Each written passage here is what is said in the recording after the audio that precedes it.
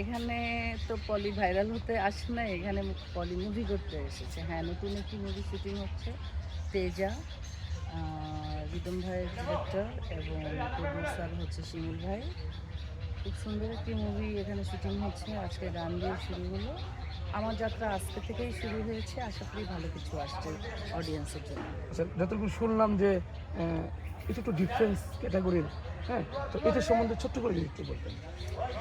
এটা হচ্ছে আজকে যে আমরা শুটিংটা করছি, এটা হচ্ছে পাত্রী চাই শিরোনামের একটি সং করছি। আর অ্যাকশন ধর্মী মুভি, খুবই ভালো অ্যারেঞ্জমেন্টের, বিগ বাজেটের। আর বাকিটা একটু টুইস্ট থাকছে। আচ্ছা, যদি জানতে চাই আপনি কো আর্টিস্ট কে আছে যদি একটু বলতেন।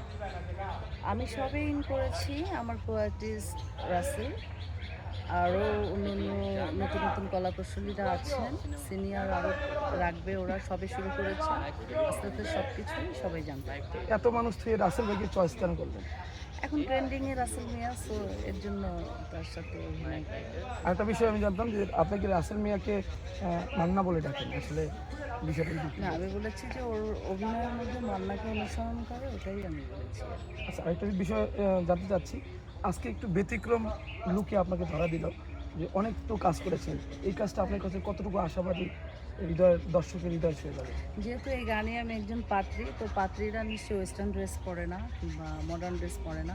পাত্রীরা যখন তাকে দেখতে আসে কিংবা সে বিয়ের কন্যা হয়, তখন সে বাংলাদেশের কৃষ্টি কালচারের যে শাড়ি ঐতিহ্য আছে সেটা পরার চেষ্টা করে। তো আমিও সেই ড্রেস আপটা করেছি এবং ফুললি নিজেকে একজন বিবাহযোগ্য পাত্রী হিসেবে ক্যামেরায় এনেছি। যারা দর্শক আছে আপনাকে ভালোবাসে, দর্শকদের বিষয়ে বলবেন। দর্শকদের উদ্দেশ্যে আমি বলবো যে আপনারা যদি পলিকে ভালোবাসেন, হলে এসে ছবিটি দেখবেন। তোমাকেও ধন্যবাদ হৃদয়। বাংলাদেশের আলোয় যারা দর্শক আছে তাদের সবাইকে আমার তরফ থেকে শুভেচ্ছা।